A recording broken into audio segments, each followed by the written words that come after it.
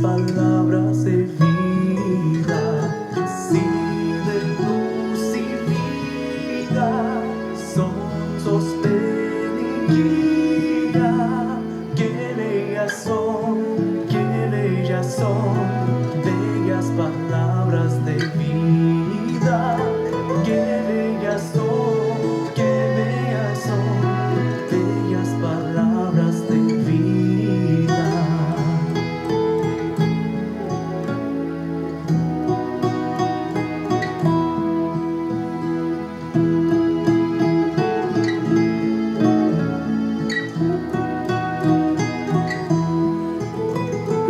Sí, de luz y vida, son sostén y guía. Qué bellas son, bellas palabras de vida. Qué bellas son, bellas palabras de vida. Bellas palabras de vida. Bellas palabras de vida. Amén. Honra y gloria al Padre, al Hijo y a su Santo Espíritu. Hoy, martes 7 de marzo, le damos la más cordial bienvenida en el poderoso nombre de Cristo Jesús. Amados hermanos y amigos, el ministerio de oración doblando rodillas, una vez más, desea compartir el mensaje que cambia, basado en la Sagrada Escritura. Y en esta oportunidad los invito a que vamos al profeta Jeremías y vamos a tomar el capítulo 17. Este mensaje está basado desde el capítulo 1, desde el versículo 1 al 11 en esta oportunidad. Y vamos a leer la eterna, poderosa y bendita palabra en el poderoso nombre de Cristo Jesús. Jeremías capítulo 17, versículo 1 en adelante. La Biblia Reina Valera, traducción del año 60, tiene por subtítulo El pecado escrito en el corazón de Judá. Amén. Es un subtítulo que lo han puesto para una guía mejor, para un entendimiento y para saber cuándo y a quién fue dada esta palabra de Dios para su pueblo, que hoy es para nosotros una verdadera guía espiritual para todos los días de esta vida. Cuando luchamos contra el pecado de toda esta humanidad. Leamos en el poderoso nombre de Cristo Jesús del versículo 1. Jeremías 17, versículo 1 en adelante. El pecado de Judá escrito está con cincel de hierro y con punta de diamante. Esculpido está en la tabla de su corazón y en los cuernos de sus altares. Mientras los hijos se acuerdan de sus altares y de sus imágenes de acera que están junto a los árboles frondosos y en los collados altos, sobre la montaña y sobre el campo, todos sus tesoros entregaré al pillaje por el pecado de tus lugares altos en todo tu territorio, y perderás la herencia que yo te di, y te haré servir a tus enemigos en tierra que no conociste, porque luego habéis encendido en mi furor que para siempre arde. Así ha dicho Jehová, Maldito el varón que confía en el hombre y pone carne por sus brazos y su corazón se aparta de Jehová. Amén. Vamos a dejar en esta oportunidad hasta el versículo 5 esta lectura. Pecado e idolatría. He puesto como título al mensaje que cambia en esta mañana.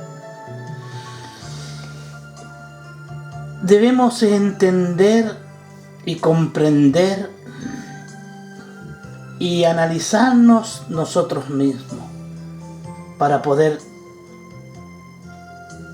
meditar y que el Señor nos dé una revelación en cuanto a nuestras vidas comparado con lo que vivió su pueblo, con lo que Dios expresa para su pueblo en aquella instancia de que el pecado y la idolatría habían ardido, dice, vamos a buscar en el versículo 4 que dice: porque luego habéis encendido en mí furor, que para siempre arderá.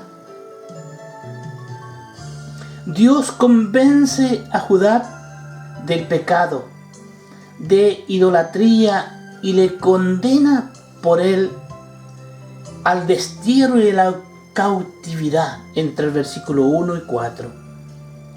Les muestra la necedad de poner la confianza en lo que no tiene poder para salvar entre el versículo 5 y 11. Si lo relacionamos a todo el capítulo, podemos entender que el profeta apela a Dios con ocasiones de las maquinaciones de sus enemigos contra él, y se manifiesta a favor de él entre el versículo 12 y 18 del capítulo 17.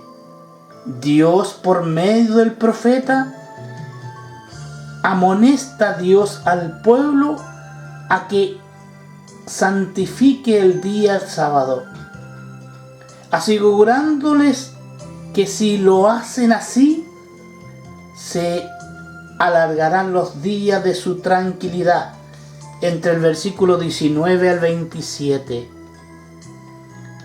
El pueblo había dicho en el capítulo 16 de Jeremías 10: ¿qué maldad es la nuestra? ¿O qué pecado es el nuestro? Esta pregunta nos cabe precisamente a toda esta humanidad del siglo XXI, que muchos quieren excusarse del pecado y de la maldad, y preguntan muchas veces con estas mismas palabras que preguntó el pueblo de Judá: ¿qué maldad es la nuestra? ¿O qué pecado es el nuestro? Aquí tiene la respuesta, diría el Señor a esta hora. Aquí tiene la respuesta que se le dio al pueblo de Judá, y aquí está la respuesta para esta nueva generación. El pueblo no puede negar su culpabilidad, porque su pecado está escrito delante de Dios con caracteres perfectamente legibles e indelebles entre el versículo 1 y 2. Podemos compararlo con lo que está en Deuteronomio capítulo 32, versículo 34. Más que escrito en una escritura sencilla, está esculpido, dice su palabra, con cincel de hierro. Quiero, entre comillas, el cincel de expresarme sobre el cincel de hierro, usado para escribir en las superficies duras de las piedras, etc. Job 19:24. Y no solamente hierro, sino con una punta de diamante, a causa de la extrema dureza del corazón de la nación. De ese modo permanecerá indelebles y no será borrado mientras no sean perdonados. Para probar el cargo no hay que ir más lejos que cuernos de sus altares, dice su palabra, sobre los que habían sido rociada la sangre de sus sacrificios idolátricos.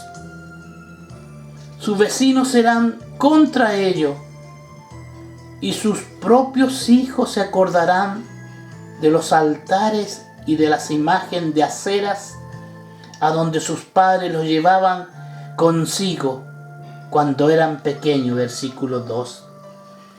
La inclinación hacia sus ídolos es tan fuerte como siempre, y ni la palabra de Dios ni la vara de Dios le hacía rebajar su afecto a dichos ídolos. Una vez aprobado el sumario de cargo, se dicta el veredicto y se ratifica la sentencia. Versículo 3 y 4. Sus tesoros pasarán a manos de los extraños. Jerusalén es el monte de Dios en el campo. Fue edificada sobre los collados en medio de una planicie. Dios dará al pillaje, dice su palabra, todos los tesoros de esa opulenta ciudad. Toda la tierra santa era monte de Dios. Deuteronomios capítulo 11, versículo 11. Salmo 78, versículo 54. Y ellos la habían convertido en lugar altos para el pecado. Versículo 2. Esos lugares altos iban a ser entregados al pillaje. Versículo 3. En todo el territorio tendrán que deshacerse de la heredad que Jehová le dio y serán llevados cautivos a una tierra extraña. Amados hermanos y amigos, el pecado produce una sensación o interrupción, podríamos decir, de nuestro consuelo y nos priva del disfrute de aquellos que Dios nos ha dado. Pero se insinúa aquí que si se arrepienten, recobrarán su posición. Estamos en las mismas condiciones del pueblo de Judá, que Dios espera un arrepentimiento de toda esta humanidad. Al presente se le dice Dios en el versículo 4 al final: habéis encendido en mi furor un fuego que para siempre arderá. Hablamos siempre del amor de Dios, pero el pecado enciende un fuego, un furor, un fuego que su palabra dice que para siempre ese fuego arderá. Al menos ardía de tal forma que parecía que nunca se había de apagar. Siempre un pecado es una ofensa a Dios. Una idolatría es una ofensa a Dios. Es una desobediencia a sus mandatos y estatutos. Quiero recordarte, amados hermanos y amigos, no todo el sermón del profeta era profético, sino que algunos eran de carácter práctico para el tiempo en que se encontraba el pueblo de Dios, su pueblo escogido. Veamos lo que decía. En cuanto a la decepción y al dolor que de cierto sentirán los que, cuando se hallan en apuro, depende de criaturas para su éxito y alivio. Versículos 5 y 6. Maldito, es decir, miserable, es el varón que obra de esos modos porque se apoya en una caña rajada. El pecado que aquí se condena es hacer de la carne nuestro brazo.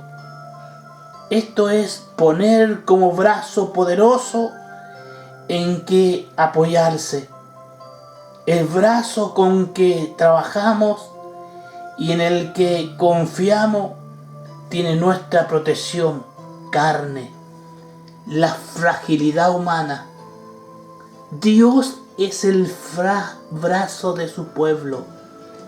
Isaías capítulo 33, versículo 3.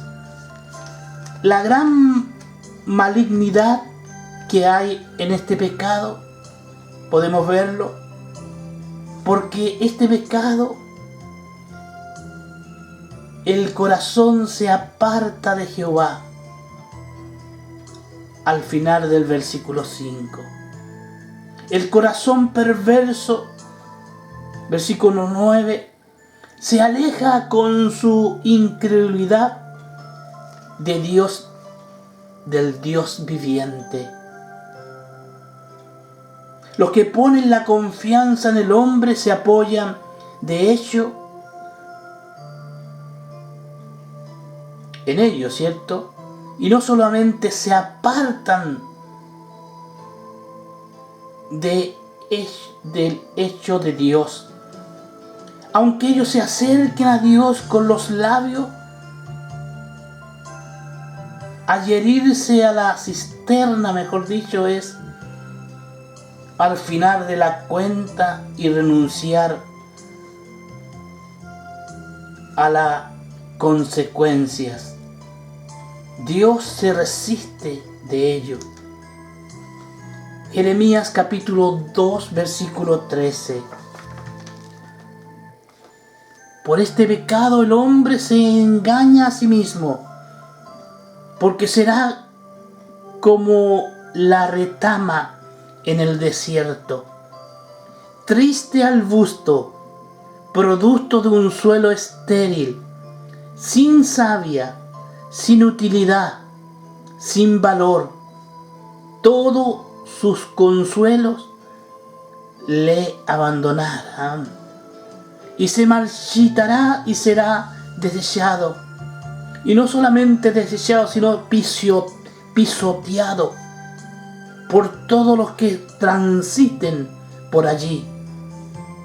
Y no verá cuando viene el bien, pues no vendrá parte en él.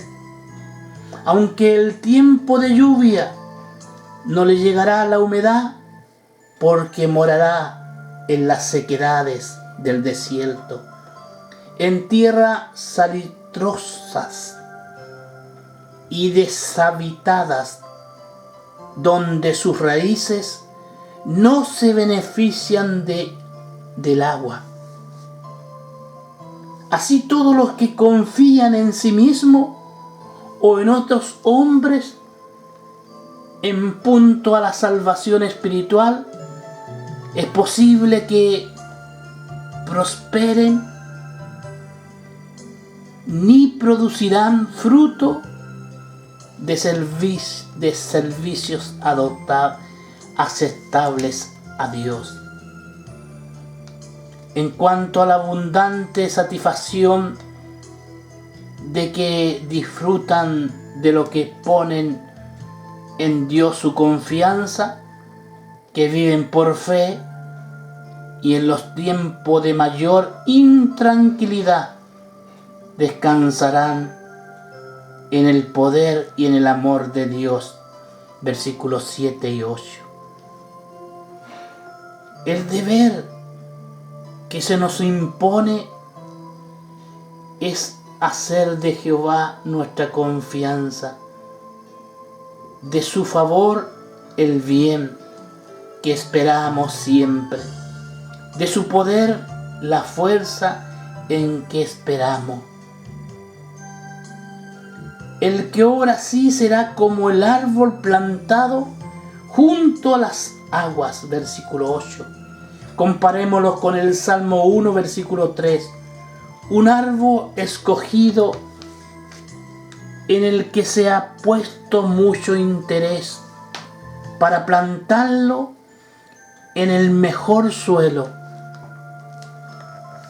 Muchas veces en nuestra vida como cristianos llegamos a terrenos y a lugares donde cuesta mucho cultivar la tierra árida y seca. Cuesta mucho llegar al corazón de la humanidad.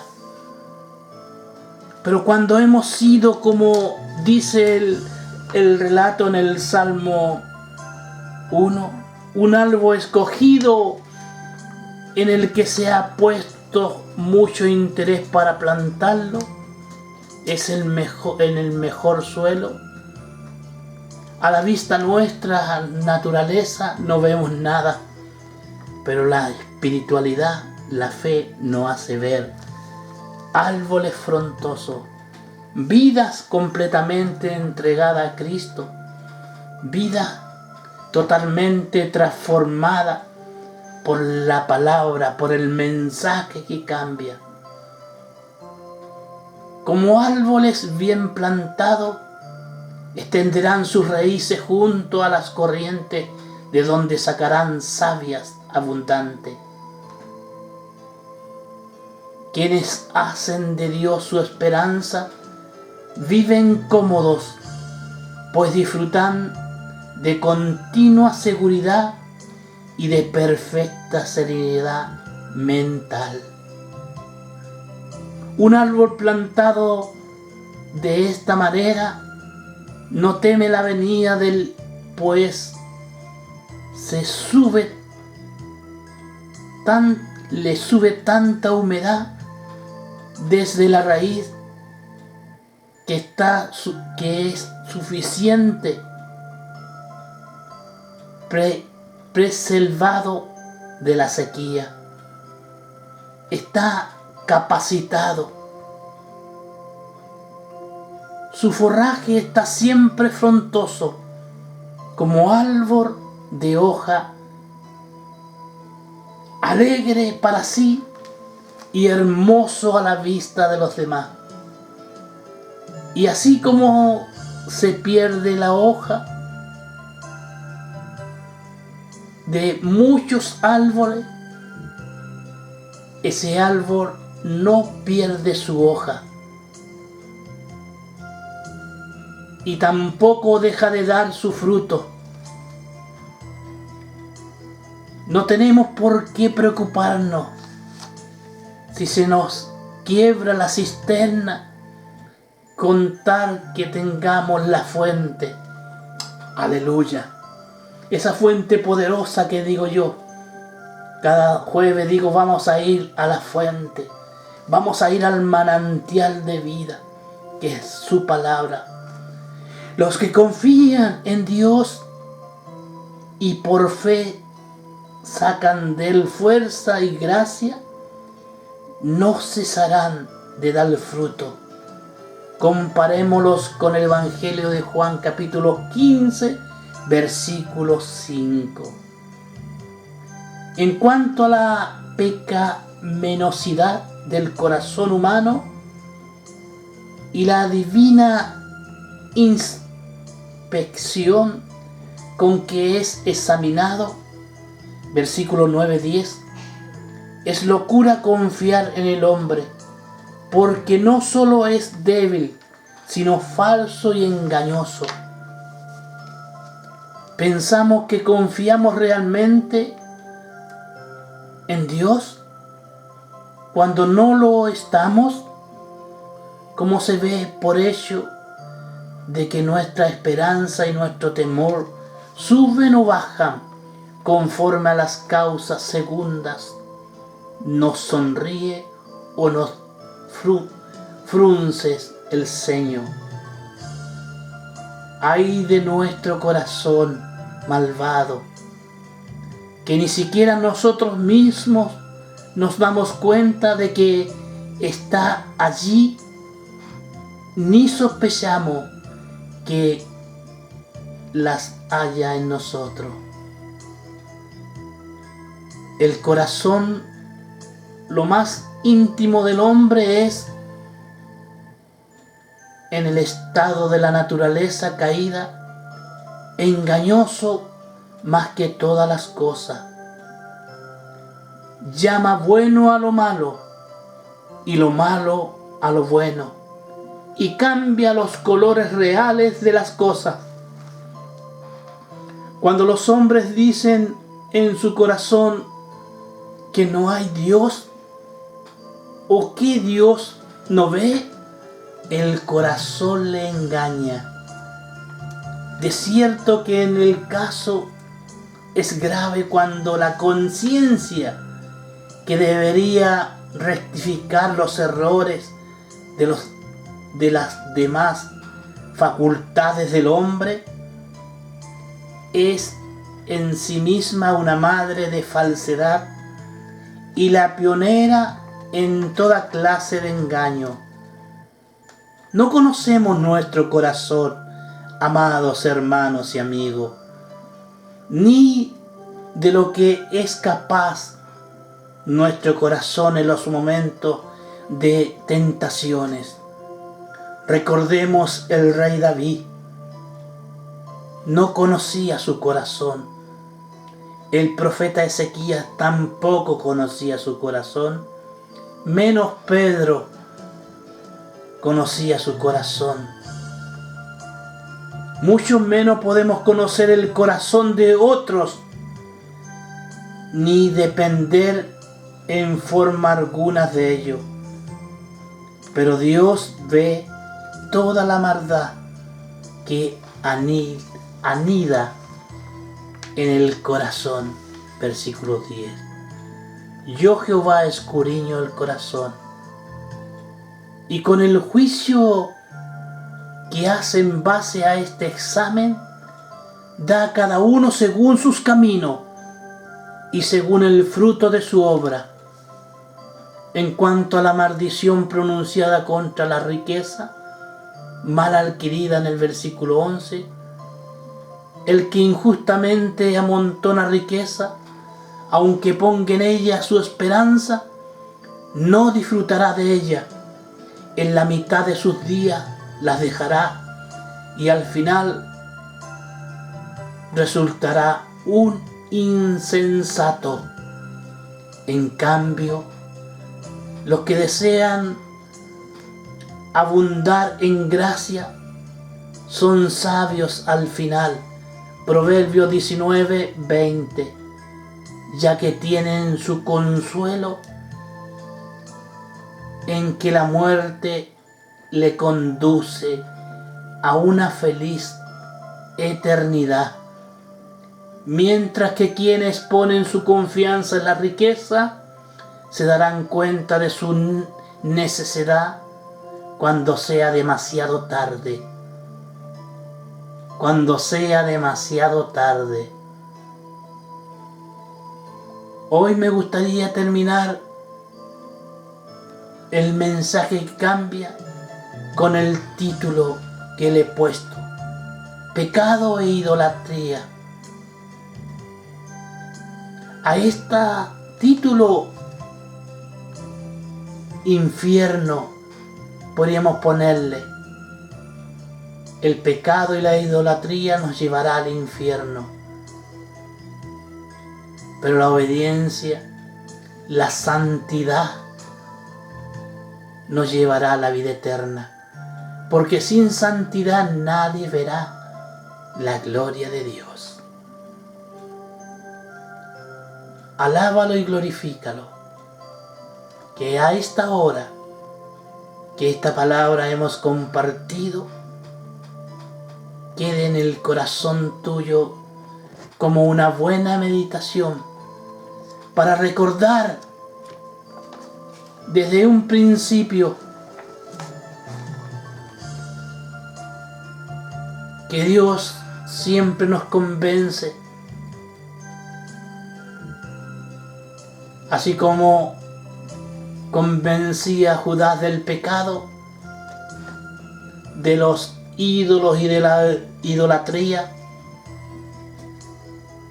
y les condenó por él a un destierro, a un cautiverio. Pero hoy sabemos cuál es el destino de los pecadores, cuál es el destino de la idolatría. Infierno se llama.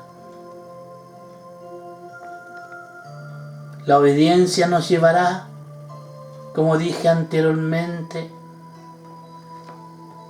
nos llevará a la vida eterna.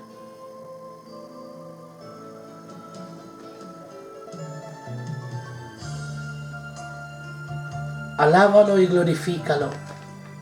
Cierra tus ojos para sellar el mensaje que cambia con lo que brote de tu corazón a esta hora. Conversa con Dios a esta hora, expresando tu agradecimiento. Yo desde aquí oraré por mi vida y bendeciré en el nombre de Jesús a cada uno de aquellos que se dan tiempo para oír palabra de Dios.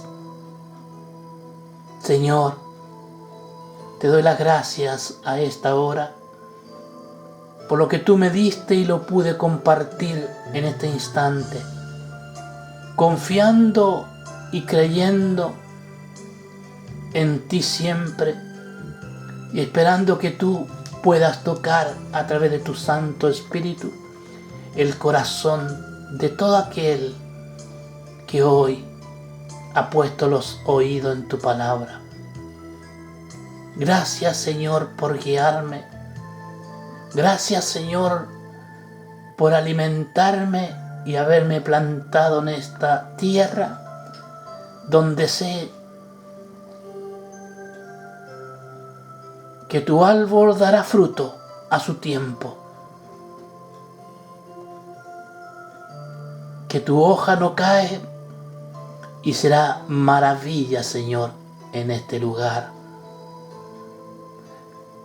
Te doy las gracias, Padre, a ti y a tu Hijo, y te pido por cada uno de aquellos que hoy están delante de tu palabra para que los ayude en todo el camino de esta vida.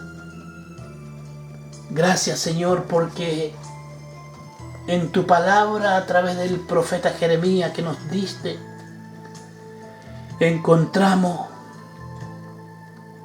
mucha respuesta a nuestras vidas. Es una lucha contra el pecado diario, y por eso queremos allegarnos a ti para poder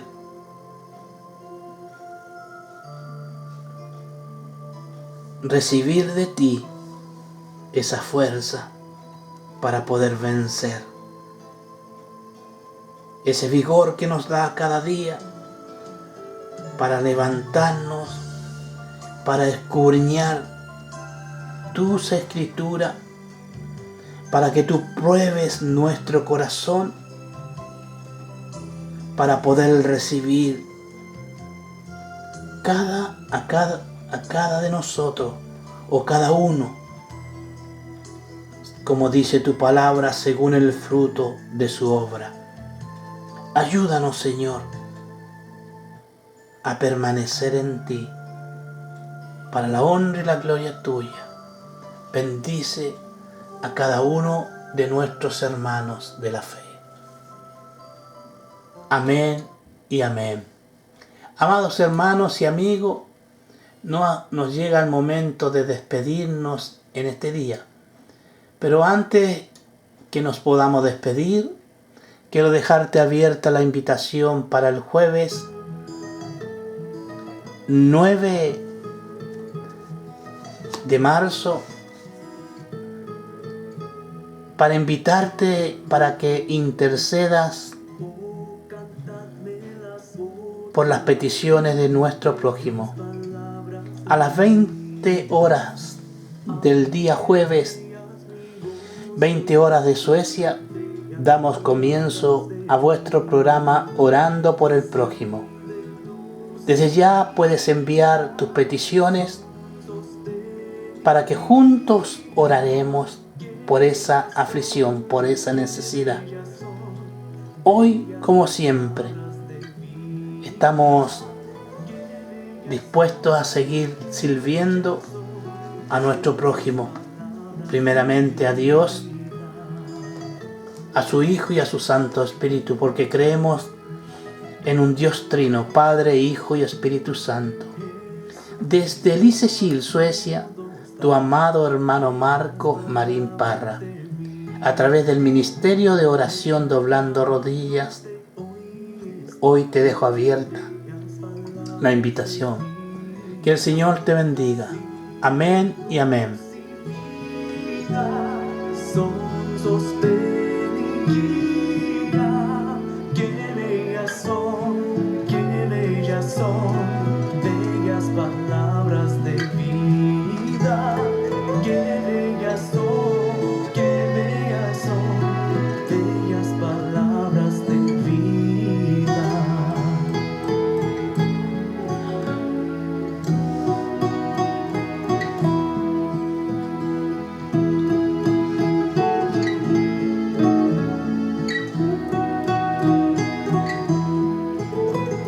Sí, de luz y vida, son sostén y guía. Qué bellas son, bellas palabras de vida. Qué bellas son, bellas palabras de vida. Bellas palabras de vida. Bellas palabras de vida.